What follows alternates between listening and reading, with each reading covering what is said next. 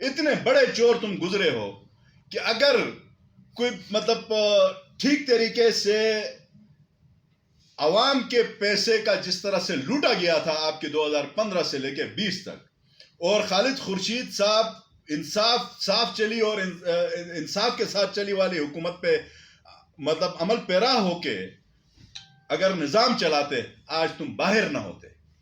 گٹھ جوڑ تھا تم دونوں کا، ہر ہفتے یا تم نے اس کے گھر جانا ہوتا تھا، وہ تمہارے گھر آتا تھا، یہ تم لوگوں کا گٹھ جوڑ تھا۔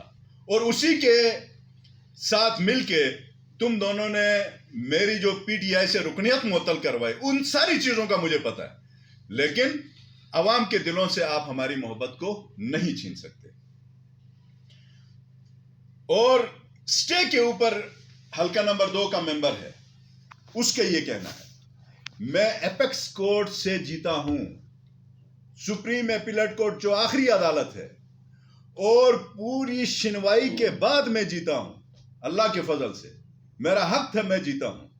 اور آج بھی تمہیں اس این سی پی کے اوپر جو بات کرتے ہو، تمہیں شرم آنی چاہیے، ڈوب مرنا چاہیے۔ اور میرے حوالے سے شجرے کی اس نے بات کی، شجرہ نسب کی، 2 شجرہ نسب ہیں۔ اگر تو تم نے یہ بات کی ہے کہ شجرہ نسب میرا والد یا میری فیملی ٹھیکیدار برادری سے ریلیٹڈ ہے، تو تم بھی ٹھیکیدار عزیز صاحب مرحوم کے بیٹے ہو۔ میں اگر ٹھیکیدار کے بیٹا ہوں، تم بھی ٹھیکیدار کے بیٹے ہو، اور ٹھیکیدار کا بیٹا ہونے پہ مجھے فخر ہے، تمہیں اگر اس پہ فخر نہیں ہے تو تمہارے اوپر 100 لعنتیں ہوں۔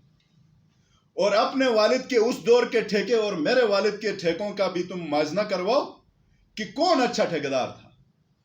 تم پروکیورمنٹ اور مینٹیننس کے ٹھیکیدار بن کے اور ہمارے اوپر بات کرتے ہو۔ تمہارا بھائی کیا ناٹکوں کا ٹھیکیدار نہیں رہا؟ ناٹکوں کے ٹائروں کا ٹھیکیدار نہیں رہا؟ سپیئر پارٹس کا ٹھیکیدار نہیں رہا؟ اگر تو یہ شجرہ نسب ہے تو اس شجرہ نسب سے تمہارا بھی تعلق ہے۔ نہیں، اگر خاندانی شجرہ نسب کی بات کرتے ہو حفیظ، تم سے میں مضبوط ہڈی کا مالک ہوں، تم سے میں بہت تگڑے اعصاب کا مالک ہوں۔ میرے آبا و اجداد کو خدمت کے لیے نہیں لایا گیا تھا، میں یہاں پہ مضبوط خاندان سے تعلق رکھتا ہوں، مشرق سے مغرب تک میرے خاندان کی شجرہ نسب کو لوگ جانتے ہیں۔ تم شجرہ نسب کی بات کرتے ہو، تمہیں شرم آنی چاہیے۔ تم سیاست کرتے ہو، تمہیں ڈوب مرنا چاہیے۔ جھوٹے آدمی، پروپیگنڈے کرتے ہو، لوگوں کے دلوں کے اندر راج ہم کرتے ہیں۔ تمہاری جو حیثیت ہوئی ہے، یہ چیلنج دیتا ہوں آج آزاد اور سنگل کی حیثیت سے، میں کسی بھی پولیٹیکل پارٹی میں آج نہیں ہوں۔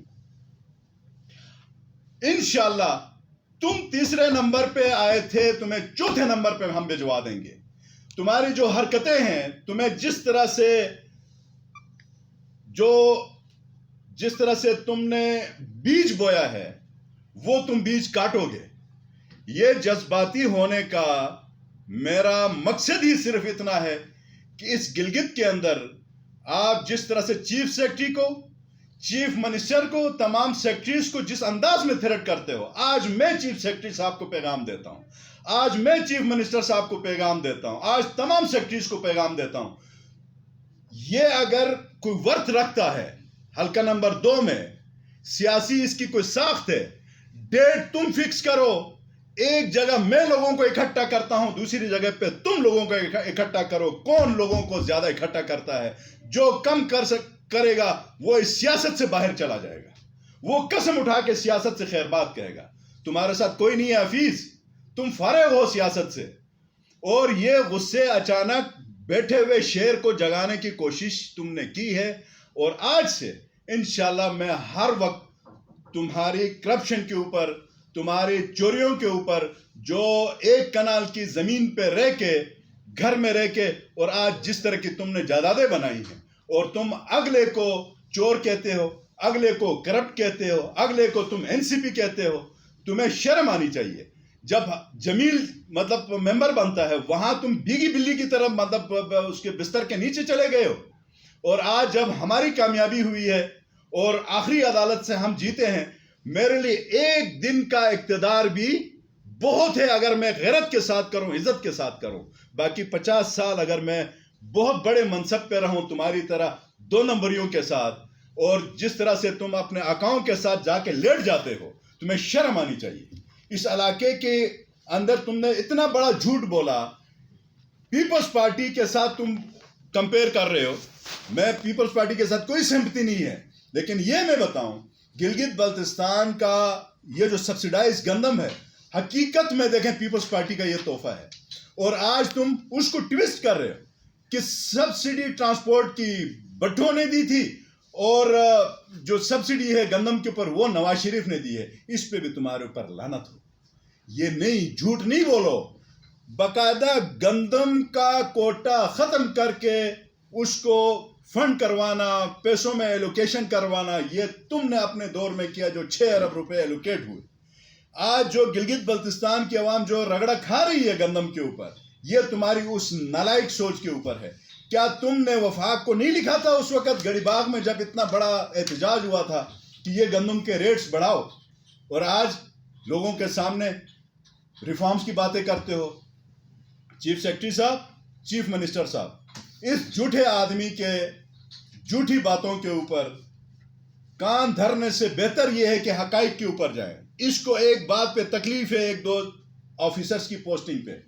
میں نے اپنے لیٹر اینڈ پیڈ کے اوپر اپنی ایک واٹر سپلائی جس کا کام جاری ہے اس کے اوپر میں نے اپلیکیشن دی. کوئی بھی ممبر نہیں دے سکتا.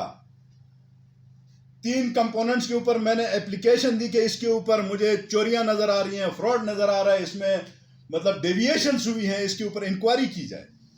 انکوائری بورڈ قائم ہوا. بورڈ نے 22 دن لگا کے رپورٹ سبمٹ کی ہے ایڈیشنل چیف سیکرٹری اور سیکرٹری ورکس کے پاس. میں آج ایڈیشنل چیف سیکرٹری ورکس کو سیریسلی کہتا ہوں کہ آج رات تک وہ رپورٹ جو ہائی پروفائل بورڈ نے کیا ہے وہ ڈسپلے کریں. رپورٹ میرے پاس بھی ہے. یہ نہ ہو کہ میں ڈسپلے کروں پھر بہت ساروں کی، مطلب میں اس سے اگلا میں کچھ نہیں کہہ سکتا. اس میں حقائق کا پتہ چلے گا کہ اس ایپلیکیشن کے اوپر جو حقائق سامنے آ گئے ہیں اس میں صحیح ہوں یا غلط ہوں. اس میں یہ ٹھیکیدار حفیظ الرحمان صحیح ہے یا غلط ہے. اسی ایریے کے لیے اپنے دور میں اس نے ایک واٹر سپلائی دی جس پہ آج دن تک 7-8 سال گزرنے کے بعد وہ سکیم سکھ ہو گئی. کس نے پوچھا اس کے بارے میں؟ ہم تو وہ لوگ ہیں جو ہر سکیم کے پیچھے میں خود جاتا ہوں. میں آفیسروں کو لے کے وزٹس کرتا ہوں، عوام کو لے کے میں وزٹس کرتا ہوں. کوالٹی کنٹرول، ٹائم کنٹرول سکیمیں ہوں. سکیم دینا بہت آسان ہے، سکیم کو کمپلیٹ کرنا، اورینٹڈ بنانا، یہ سب سے بڑا مشکل ہوتا ہے. تمہاری ساری سکیمیں سکھ ہو گئی. تم نے اپنے سارے سالوں کو اپنے سسر کو سارے ٹھیکے دیے. میں شرم آنی چاہیے. تم میرے شجر نسب کی بات کرتے ہو، تم میری کرپشن کی بات کرتے ہو. آؤ آ کے چیک کرو میرے والد کے نام پہ کتنے ٹھیکے ملے ہیں پچھلے 3 سالوں میں. تمہیں اندازہ ہو جائے گا. اگر ایک آدھ ٹھیکہ ملا بھی ہے تو وہ کمپٹیشن پہ ملا ہے، کوئی فل ریٹ پہ ملا ہو تب بھی ہم حاضر ہیں. ہم عوام کی خدمت کرنے کے لیے پولیٹکس میں آئے ہیں، جائیدادیں بنانے کے لیے نہیں آئے. جائیدادیں میرے آبا و اجداد کی بہت زیادہ ہیں. تمہاری پوری جائیداد اور میرے جگلوٹ کی آدھی جائیداد برابر نہیں. تو لہذا آج کے بعد ٹھیکیدار حفیظ الرحمان ہوش کے ناخن لیں. ذات کے اوپر شجرہ نسب کی بات کی ہے، بہت تکلیف دہ ہے. اگر تو آپ کو زیادہ شوق ہے شجروں کے حوالے سے، سیاست چھوڑ دو. میں بھی چھوڑتا ہوں، میدان میں آ جاتے ہیں. چھوڑ دیں اس سیاست کو. اس کے اوپر بھی آپ تیار ہو جائیں. ہم اس کے اوپر خوشی تیار ہیں. ہم آزمودہ بھی ہیں، اس کام میں ایکسپرٹ بھی ہیں، تجربے کار بھی ہیں. لیکن ان ساری چیزوں کو چھوڑ کے ہم آج عوام کی خدمت کرنے آئے ہیں اور تم میرا شجرہ نسب یاد کرواتے ہو. میں یہاں خدمت کرنے کے لیے نہیں لایا گیا. تم اپنا حساب کتاب چیک کرو. تم اپنے بارے میں پاس چیک کرو. جہاں سے ہم آئے ہیں آج بھی وہاں جاتے ہیں. تم جہاں سے آئے ہو تم جا کے دکھاؤ. تم اپنا شجرہ وہاں سے چیک کرو. تو یہ سیاست کو گندا کرنا، سیاست کے اندر مطلب میلا پھاڑی قسم کے الزامات لگانا، یہ تمہیں زیب نہیں دیتا. آج یہ سیریس وارننگ ہے, آئندہ حد سے آگے نہیں بڑھو. حد سے آگے بڑھنے کا ارادہ ہے, بسم اللہ کر کے سیاست تمہیں بھی چھوڑنی ہوگی, مجھے بھی چھوڑنی ہوگی. دا گز دا میدان دے پتہ چل جائے گا, اس کے اوپر پھر دیکھیں گے.